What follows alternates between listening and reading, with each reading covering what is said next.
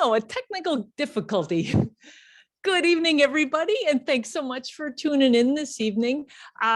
Little heads up on tonight's Good Natured Hour. The furry roommates are really worked up about something. I don't know if there's something out in the yard or if there's a little maybe dog walking activity going on since it is kind of a warm night. I don't know, but they're all hopped up. We might have a couple interruptions along the way, but anyway, I'm glad you joined us this evening. We've got a warm beverage close by. I encourage you to have it. For those of you who've been tuning in and know about my fondness for tourist traps, I did dig out my wall drug mug just for you tonight. So cheers, and let's get started.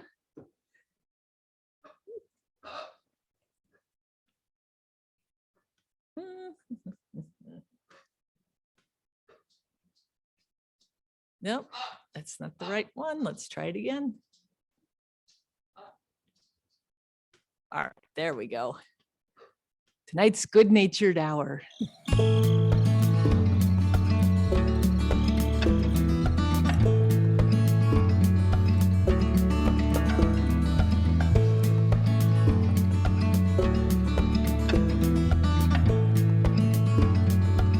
All right, enough of that.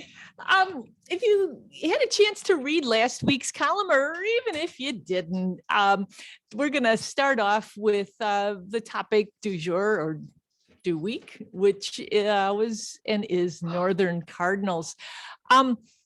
So I was kind of in a retrospective mood the last few weeks. I guess maybe with the start of the new year, you know, you're evaluating your old years. And I came to realize that I've been writing the Good Natured newspaper column for 14 years. And we'll have more on that next week, but I was kind of reviewing topics and trying to decide, you know, what I should write about as we get to this you know, somewhat, you know, momentous occasion. And I realized for some reason, I've mentioned Northern Cardinals a lot, but I never actually wrote about them. So I thought it was time to talk about this bird that is, well, it's our state bird. As we'll see in a few slides, we don't have an exclusive on that. And they were also on my mind because I've been hearing them a lot lately. Every year we cross over from December into January. The days are just barely starting to get longer. And when we have a day where it's not windy, it's not too brutally cold, it's not snowing, and who do you hear singing but these guys here? Cardinals actually have a couple of different songs that they sing. This one, let's see if he starts again here. What cheer, what cheer, what cheer, what cheer? That's one variation that the Cardinals will sing. The other one, let's take a look, listen to this one. Birdie, birdie, birdie, birdie, birdie, birdie.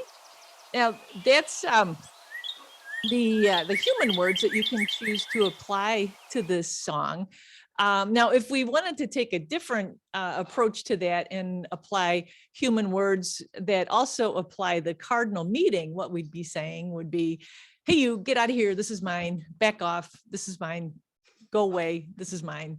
My territory, go away. I'm claiming this as my very own. When birds start to sing like that, that's really the message they're sending out to other members of their species. And in fact, they want to make sure that it's understood that we are claiming this territory as our very own. And it does start pretty early on. Now, Cardinals are year-round residents in our area. What's also really interesting about these guys is we're hearing them starting to sing right now, and it's primarily the males, but as we get a little closer to the breeding season, the female is going to join in. We typically think of the job of declaring and defending a territory as going to the males of the species, but you know, the females with the Cardinals, they join in too, and they'll sing back and forth. The pair will sing back and forth to each other. Now, We're looking here at this photo. This shows a pair of mature cardinals. All right. All right, guys, that's enough. Yeah, I mentioned that this is the state bird of Illinois, but 1, 2, 3, 4, 5, 6, 7 other states have also chosen this bird as their representative. I don't know exactly what went into the choice. In Illinois, I know it was back, I want to say it was in the 1930s that it was chosen as the state bird, but and, Illinois State University has chosen it as their mascot.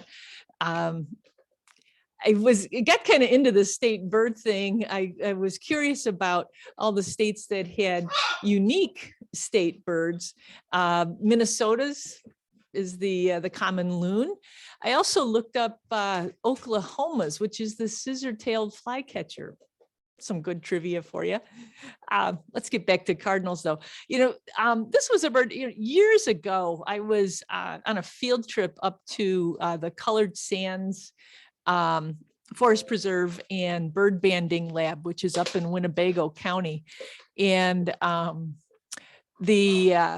one of the bird banders, we were up there in the springtime, and I got to walk the route with them. When bird banding up there is in session, it's usually during migrations, and they put these very fine nets called mist nets up, and it's not harmful to the birds. It might, give them a little bit of a start. They get caught up in the net, and I got to see what tech support puppy has gotten himself into here.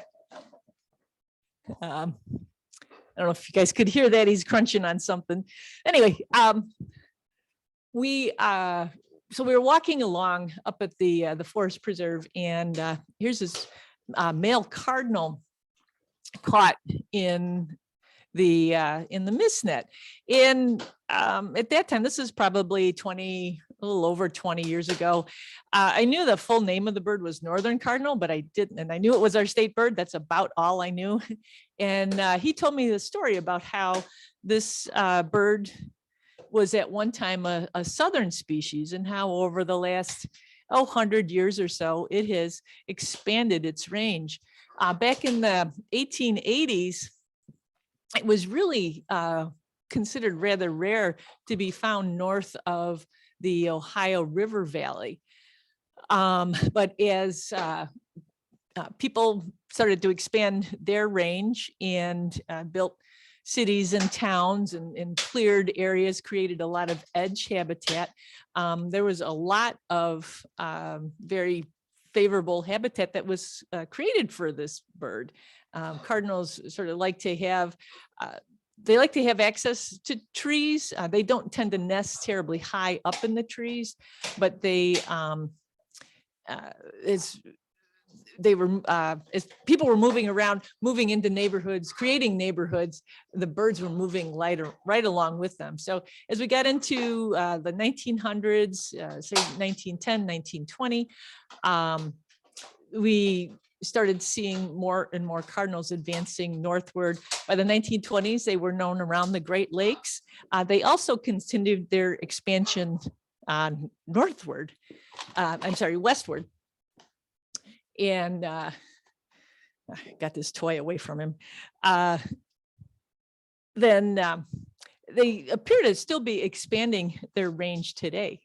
So just kind of a fun fact, if we go back to that map of the state birds, you can see it's roughly the states that have chosen the cardinal as their state bird kind of roughly follow that older range of the species. So as we progress through the breeding season, we're going to start to see some other behaviors that are fun to watch for. One is this little courtship ritual that northern cardinals have, where the male feeds the female. Now, this is thought to show his suitability as a mate. He's a good provider. He's taking care of his missus. Therefore, he's going to take good care of his young. It's kind of funny, I always look at this as him buttering her up a little bit. When it comes time to build the nest, he might hand her a stick or two, but she's the one that chooses the nest site and builds the nest.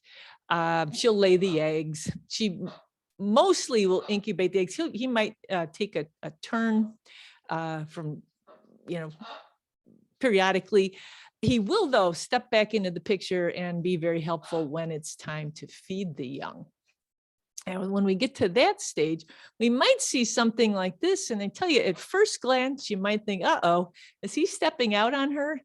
You can see the female there on the left, the male's on the right, but he's quite occupied with another cardinal that, again, first glance, looks like it could be a female, but let's look a little more closely, especially around the bill.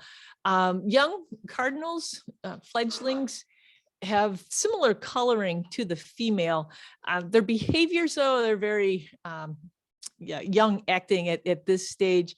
They do a lot of begging postures.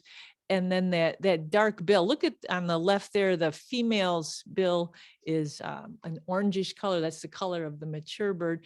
But our immature cardinals will have that dark bill as the giveaway. So look for this as we get into, May, June, in that area. In our area, cardinals will usually have at least 2 broods. Sometimes if they get going really early, they might be able to crank out 3. But that's something you want to look for as the breeding season progresses. See if you can tell the difference between the female cardinal and her offspring. Keep that bill in mind. So wasn't too long after that article ran that my phone rang, and it was a gentleman who'd read the piece on northern cardinals. I have a serious problem about cardinals. Thank you. He wanted me to give him a call. She answered that. And then it's funny. He didn't quite hang up the phone before he and his wife started having a completely different conversation. But anyway, I gave the gentleman a call back, and the serious problem he was having with cardinals, I was afraid that maybe he was going to say, he just has a serious problem with cardinals. He doesn't care for them, or looks at them as bullies, or I don't know. But turns out the problem that he had is actually one that you may have had as well. It is that phenomenon that we see in the breeding season. Cardinals are prone to this. American robins are too. They see their reflection and they're not happy about it. They see it in a window. They see it in a mirror on your car, and they want to make sure that they take care of what they see as competition. Years ago, some of you might remember this. Years ago, I drove a red truck. And at that time, I was working down at Red Oak Nature Center in North Aurora. I drove the same route every day. And just about maybe a half mile or so north of the Nature Center, right before I turned in, there was a male cardinal, and he would dive bomb my red truck every single day. And I'm sure it wasn't just my vehicle. Any red vehicle that passed by probably triggered that sense of defensiveness and protectiveness. I was so afraid I was going to hit him, but he would always, he would swoop down in front of the vehicle, but thankfully never made contact with it. There wasn't a whole lot I could do about that unless I wanted to drive way out of my way to go to work. But these other instances of male cardinals being territorial, there are some things you can do. The gentleman that called said that not only was their bird attacking his reflection in their picture window, but it was also going after his reflection in the side view mirror of their car. So you can put newspaper up on your window. You want to make sure, though, that you put it on the outside of the window. If you put it on the inside, you're going to still have reflection. He's still going to be able to see himself. He's going to continue to beat himself up against the glass. So don't want to put it on the inside, but you can hang it up on the outside of the window. But what do we use our windows for? We like to look out through them. We like to let light come in. Sometimes, and some of us have concerns about what the neighbors are going to say. So newspaper might not be the perfect solution for every situation. Another thing you might want to do is go old school prank, grab a bar of ivory soap or the soap of your choosing, and just spread it on the windows. Again, not super attractive, but one thing, bird collisions, that's a whole other matter. Birds flying into windows, and there's lots and lots of steps you can take to help prevent birds that fly into windows, mistaking them for open space. But a bird that's fighting with its own reflection, it's usually in certain areas. Sometimes that's dictated by how sunlight hits that window, so you don't have to spread soap across your entire window in order to break up that reflection. Again, you want to make sure you're putting the soap on the outside of the window, not the inside. You could use other, like, spray foam and things like that, but I did experiment with that a few years ago, and that does tend to wash off easier. The old-fashioned bar soaps have a little more staying power for staying on the window and not being washed away by precipitation.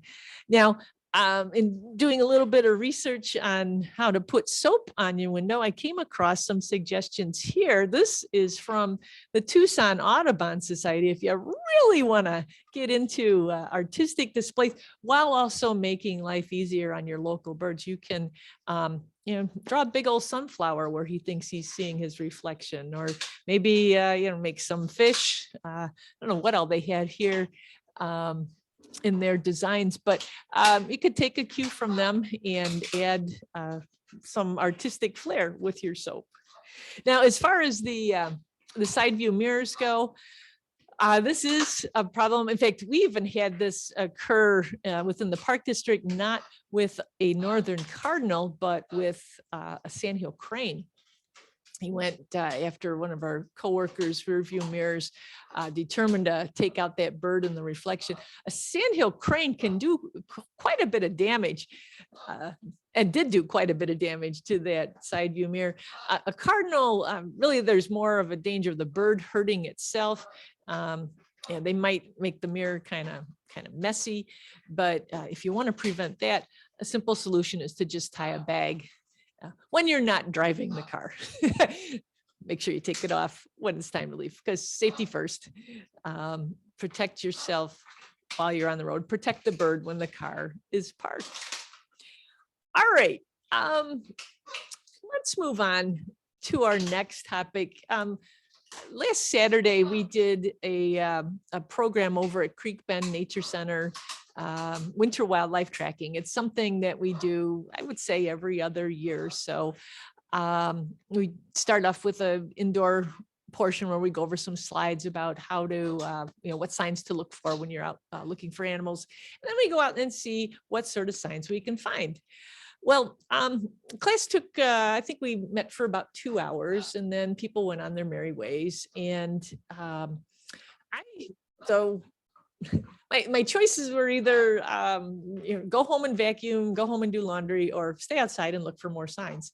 Now, during that class, we'd also seen what sure looked to be some mink tracks. So I wanted to go back out and just to see if I could confirm that, or maybe even catch a glimpse of the mink. Well, I went out, and this was one of the first things that caught my eye. I was sorry the class didn't get to see that. In fact, I think some of you were at the class, so here's your chance.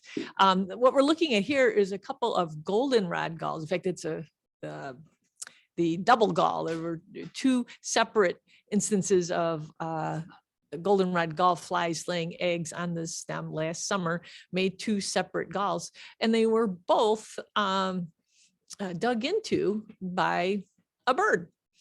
Now, which bird could it be? We've got a couple suspects in our area. We've got the Downy woodpecker, and we've also got the chickadee. Both of these birds are known to prey pretty frequently on these galls.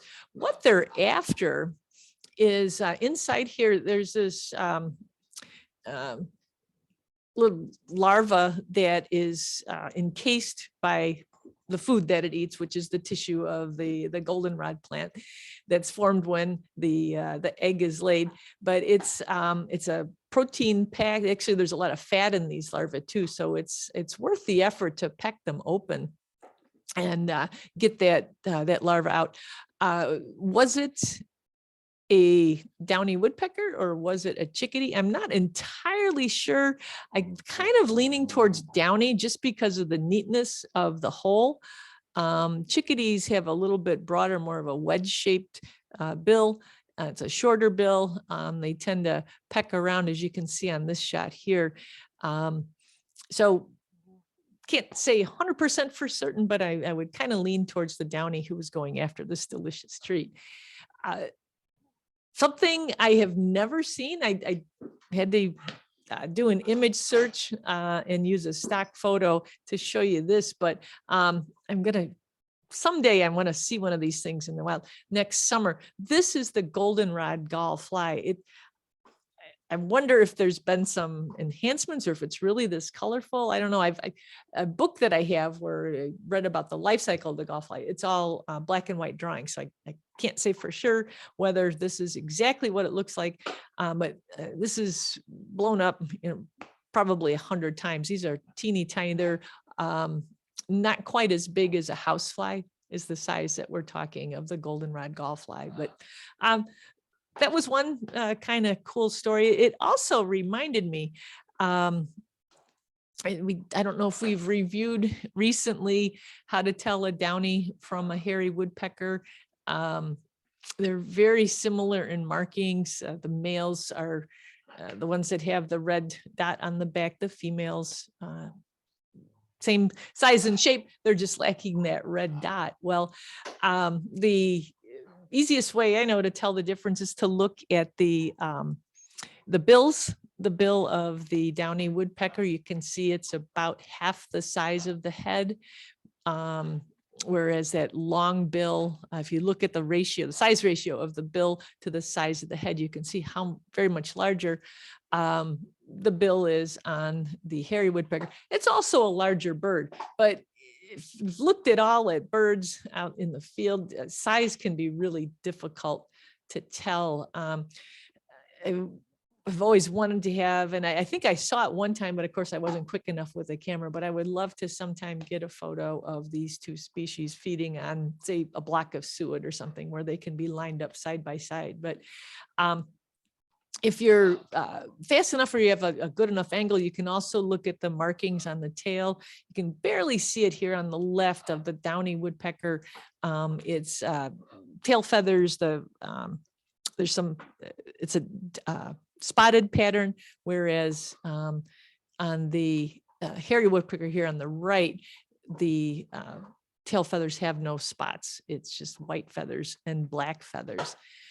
Something else about these birds, we tend to see in this area, and actually most areas where these two species occur, you tend to see more downies than you do hairy woodpeckers. And it's for the reason we're looking at here, that the downy, being smaller, it can feed on goldenrod galls. It can feed on the seed head of an echinacea plant.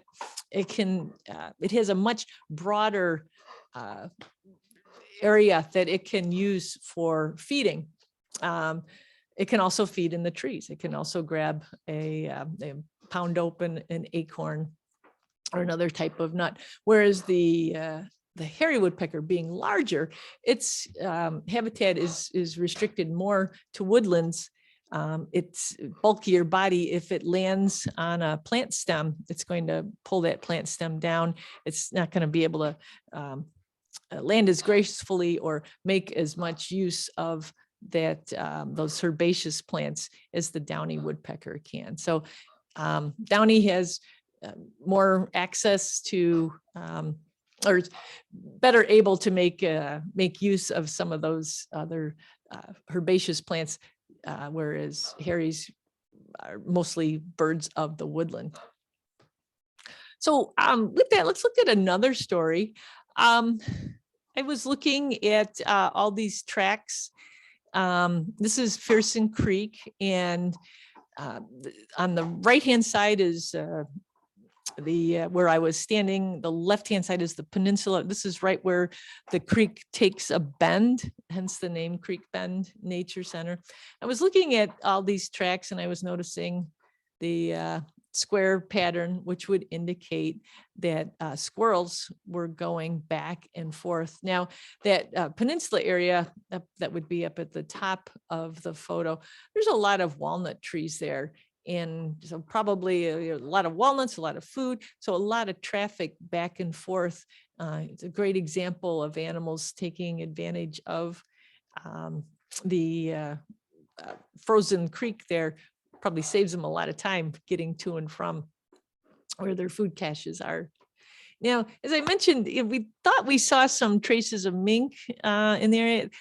These are not my photos. These are more stock photos. But let's go back to this. When the creek is frozen like this, it will change the foraging habits of the mink.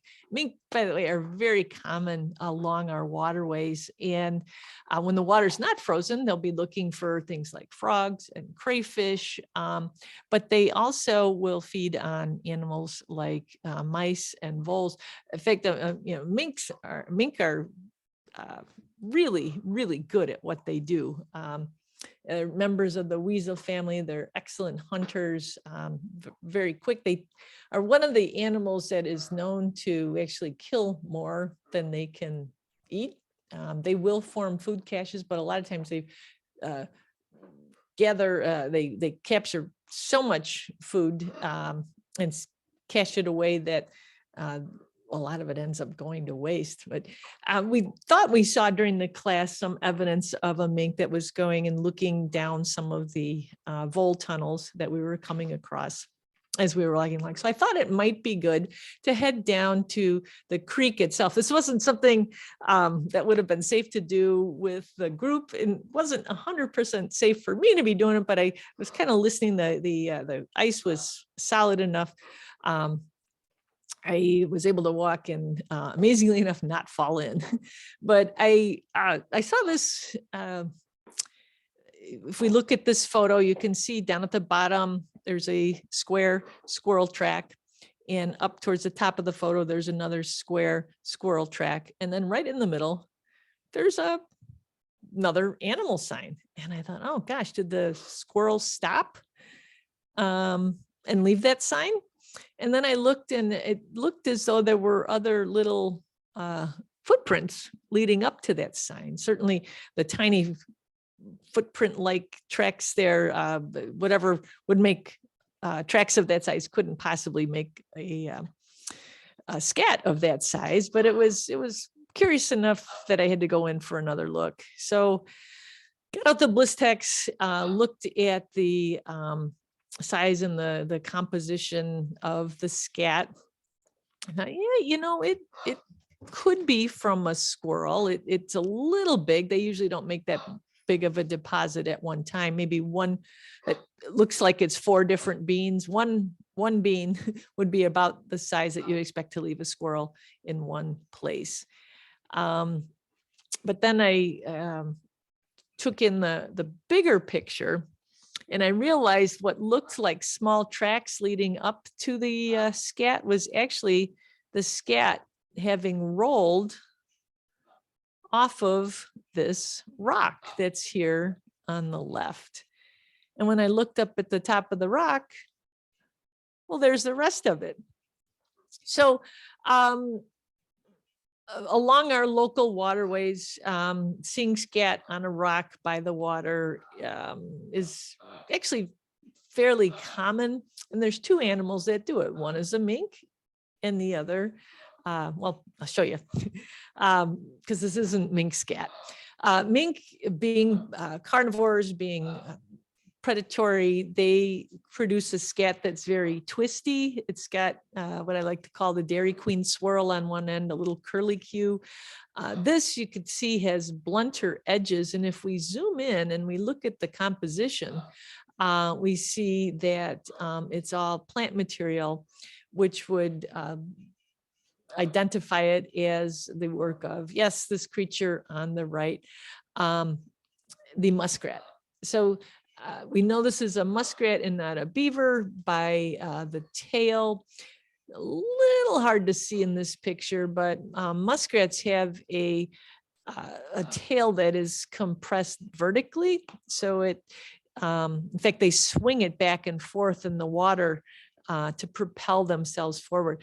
A beaver's tail is compressed horizontally, and it doesn't really factor in at all to the way they move around. The beaver has big old webbed feet that it uses for motion.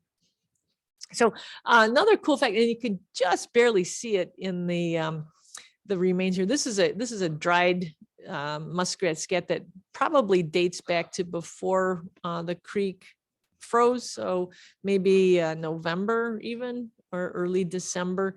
Oftentimes when muskrats will make a deposit like this, it's got sort of a mauve color to it, and you can see just a little bit of the pinkish or mauve coloration that's I don't know if that's a function of their digestive system or the diet itself.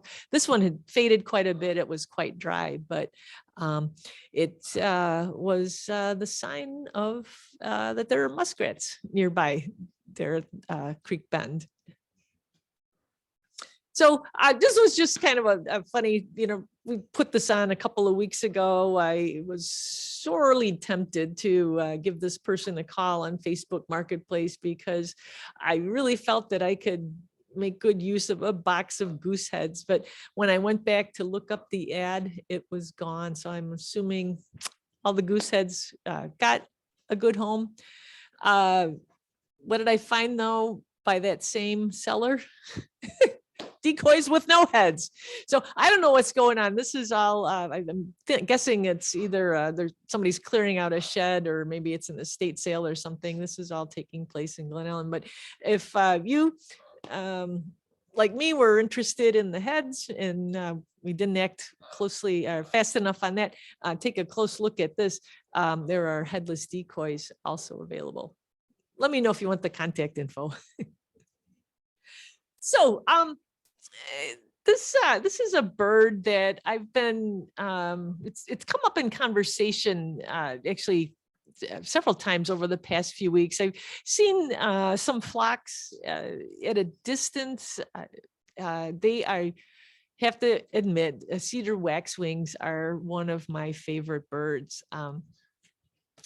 The house I live in has a actually they're overgrown now. The cedar trees that are out in front of the house. But I remember shortly after we moved into the house, I looked out into those branches of that cedar, and what should land but a flock of cedar waxwings. And they did the cutest thing. They were handing the berries to each other. Whatever bird happened to be positioned closest to where the juniper berries were, they were plucking them and then handing them down. And these birds were sharing them with each other down the line. No joke, I didn't make that up. It was just a really, really cool thing that only underscored my fondness for this species. Well, they're a sharp-looking bird. They're a bird of many talents. I remember writing a column several years ago about the time I discovered that they not only eat berries, but they will also catch insects on the fly. I was kind of puzzled one time when I saw this bird that I had thought was a cedar waxwing, but it wasn't eating berries. It was flying over the river and seemed to be grabbing bugs. Well, they do that. They do, though, eat a considerable amount of fruit. In fact, they're one of only a few North American species that can survive for many months solely on fruit. They do not need any sort of other sources of protein. In fact, there was a study done on cedar waxwings that had cowbirds lay eggs in their nest, and they found that the cowbird nestlings did not survive on a diet of solely berries. So kind of a interesting thought too, if more cowbirds do lay their eggs in cedar waxwing nests, will that help maybe cut back a little bit on the numbers of our cowbirds, our local brood parasites. Well, anyway, the reason I came across an article about cedar waxwings, and it talked about those waxy tips. When what we're talking about here is when you look at the photo, those little red, that is a bona fide waxy secretion that is on the tips of those wing feathers. And people who have been putting a lot of time into their waxwing studies found that 0 to 5 waxy tips, presumably a younger bird, and birds with greater than 9 are the most mature. They function, there's still sort of a mystery surrounding the function, but the thinking is that the waxy tips show breeding fitness, that if a bird is able to survive long enough to add to its numbers of waxy tips, then if it's a good survivor, it's probably going to be a pretty good parent too. So it's thought to play a role in mate selection and its overall sign of fitness and desirability for parenting a brood. Now, something else that's sort of changing with waxwings, the tips of their tails. If you look at the picture of the bird on the left, it's got a bright yellow tail. That's a great field mark. It's something that's obvious when the bird is sitting in a tree. Sometimes you can catch a glimpse of it too when it's flying around. The deep golden yellow color. Well, starting around the 1960s, basically when people started doing a lot of landscaping with exotic honeysuckles, birders started noticing that the tips of some cedar waxwings were no longer yellow, they were orange. The thinking here is that that's the pigment from the red honeysuckle berries diluting the yellow pigment in the feathers and producing this orange color. So it's not a subspecies, it's not some kind of weird hybrid, it's just the effect of an invasive plant species on one of our colorful local native songbirds. So the other thing that kind of pulled this all together and underscored Waxwing's place in tonight's program, I was in the freezer. Actually, when thank you to all of you who emailed and called to see if I remembered to put last week's special guests back in the freezer. You know, we had, what do we have? A couple of shrews. We had a bat. I set them on the mantle at the end of the program. But yes, I did remember to put them away. As I was putting them away, I set them on a bag in the door of my freezer, and guess what is in that bag? That's right, it is a cedar waxwing. This was a window kill at one of our Park District buildings, but I've kept it just because I was hoping that one day I'd have an opportunity just like this one to share it with you. So hang on, we're going to stop the screen share and we are going to take an up close look at a cedar waxwing.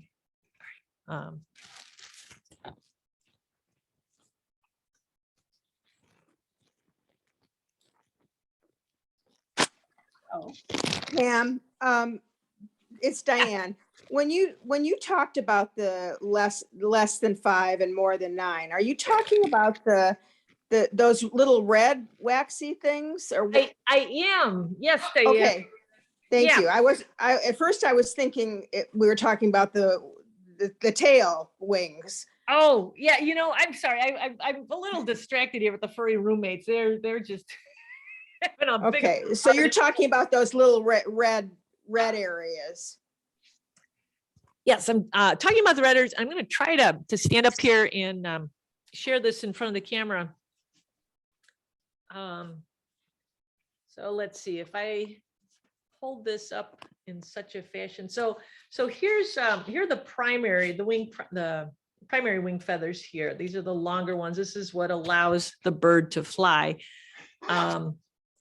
But then under here, we've got, oh boy, that's the feathery roommate. He doesn't like it all that one of his brethren is in the freezer.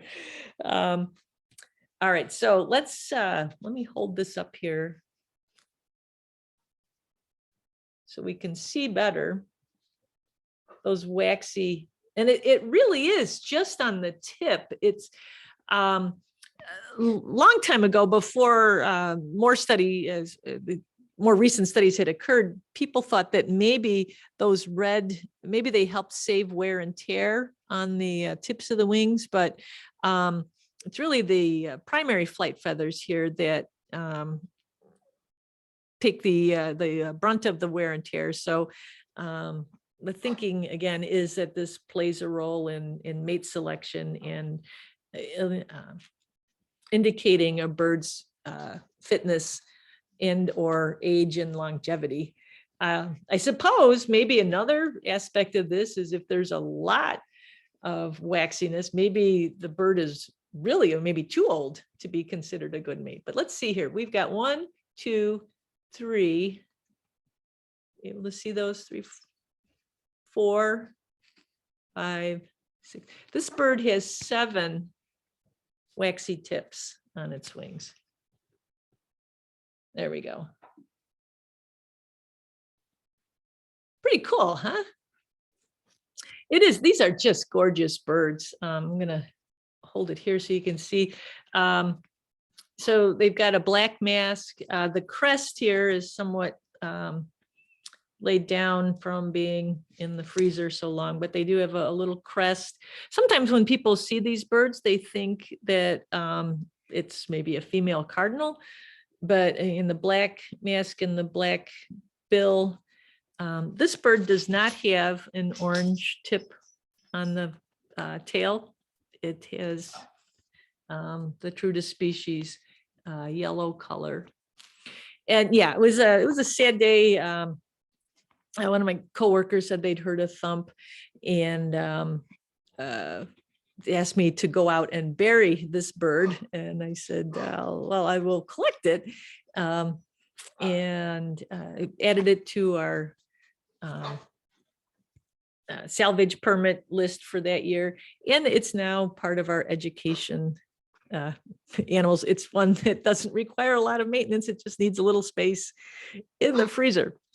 Okay, with that, does anybody have any questions? Oh, you know what? You can see Tech Support Puppy is super excited about tonight's special guest. I'm going to put it back up on the freezer and I'm going to make a note to myself to make sure I get it off the mantle. Anybody have any questions? Anything you've seen this week that you've wondered about? Anything for the good of the group? On the birds bumping into the windows, Yes. is there any use in using those like fake owls or anything to make them not come toward your window? Well, you know, so when I was looking up ways to deter birds from attacking the window, attacking the reflection in the window, yeah, there's a lot of different clings and the fake owls that you describe, oftentimes those are used if you want to deter a bird or actually any animal. I've seen them used in gardens. I've seen them perched on tops of houses to, sometimes they're used to discourage even mammals from an area. Right. So I don't know if they would keep a bird from crashing in the window, but there are a lot of products out there that do. You know, when we opened Hickory Knolls, it was a big concern because our architects had given us a building that had windows that were 20 feet tall. And so we actually worked with a professor down at Millikan University who was doing some research. Interestingly enough, it was research funded by KT, the seed company. So he advised us to put a lot of bird feeders within, I think it was 4 feet of our windows. So birds could have that as a measure, a gauge of uh, how, that there was something in front of the windows. Yeah. And it was also close enough to the window that if they did get spooked by, say, a Cooper's hawk or something, they would be able, they wouldn't get enough speed worked up to, hurt themselves if they were to fly towards the window. There's the, I mentioned clings, there's different shapes of things. There's bird cutouts you can put on your windows. There's even, they look to me like fishing line, but there's things that you can string in front of your window to help just let the bird know that it's not just a clear flyway, that there is something in the way. Does that answer your question? Yeah, thank you. No, because I guess we must be on some kind of flight path from way back, because a lot of times we have the blacker colored birds. I'm not sure what you call them. They have kind of the shiny bluish wing. Oh, a grackle maybe? Are they kind of big? Yeah, I think that's what it is. But once in a while, those things fly into my front window and end up in my driveway dead, because I guess they're flying at such a speed, it must break their neck when they hit the window or something. And I'm surprised my window isn't broken, because you hear it, it's loud. And but I'll find them in my driveway. And so the best I can figure is that we are on some kind of flight pattern from way back, and it's just plugged into them that this is the way you get to, the next location. Well, and I think there's some season, certainly during migration, there's a lot more birds in the air, and there's a lot more birds flying in areas they're not used to flying in. I think that might play a role too. And then I also think the angle of the sun in the spring and the fall hits certain windows certain ways, and they just get that reflection.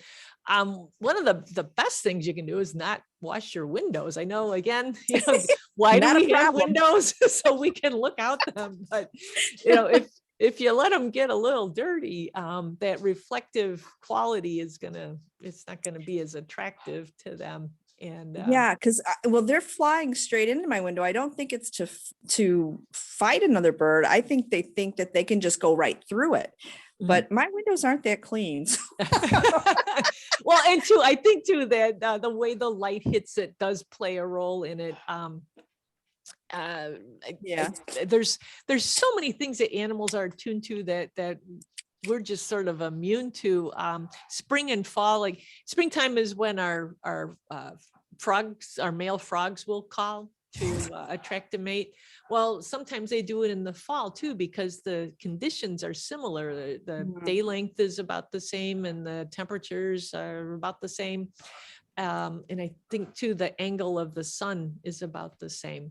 Yeah. Or hits the window at a certain way.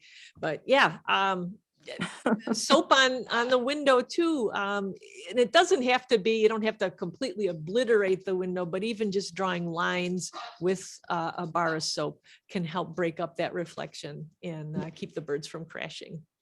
Thanks. Oh, sure.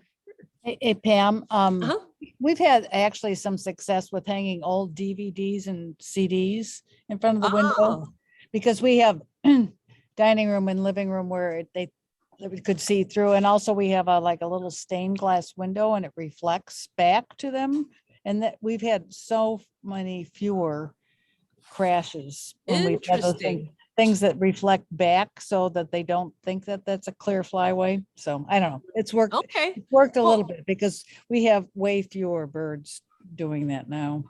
It's a great tip. It's a great tip, Kim.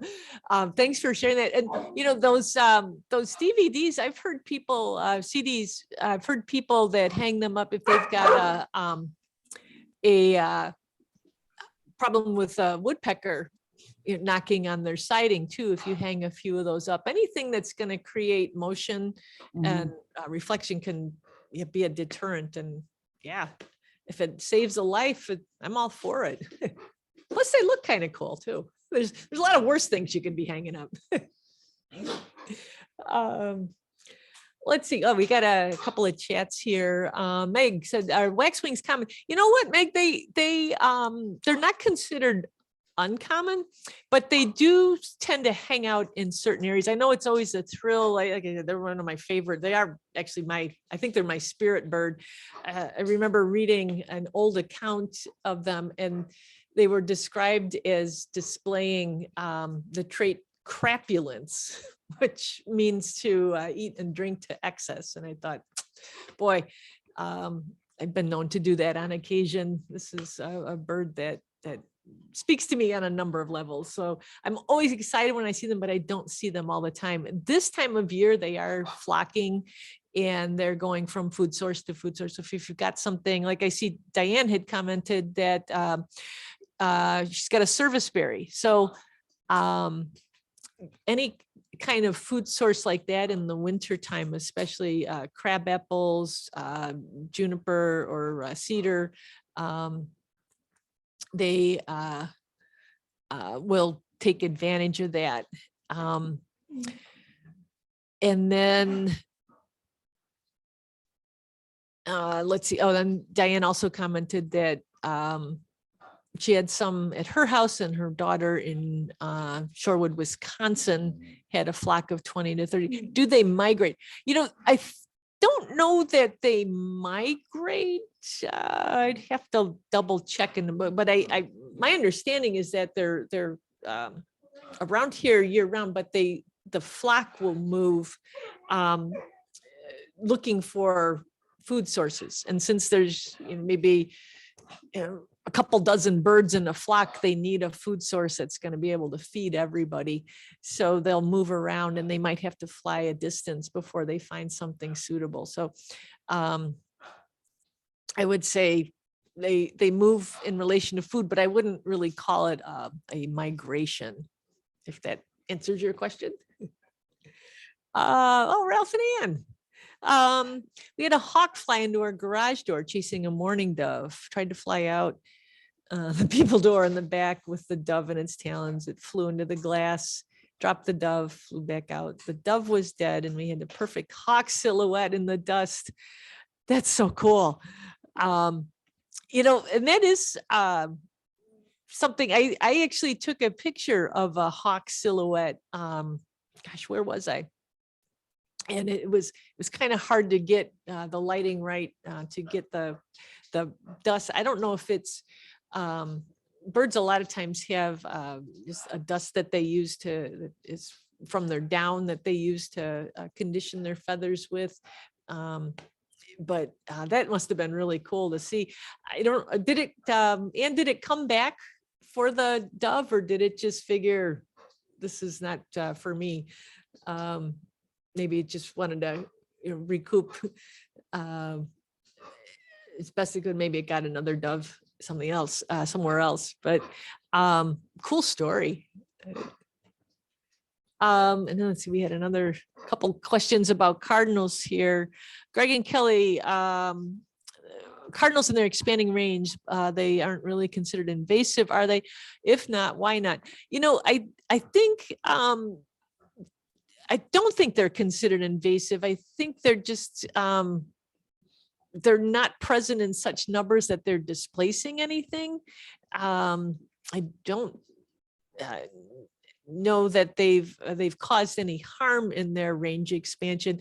It's something, shifts in range are something I think we're going to be seeing and hearing a lot more of as our climate is changing, as we're seeing differences in weather patterns. I think we're going to be seeing shifts in ranges too. So it's a good question. And I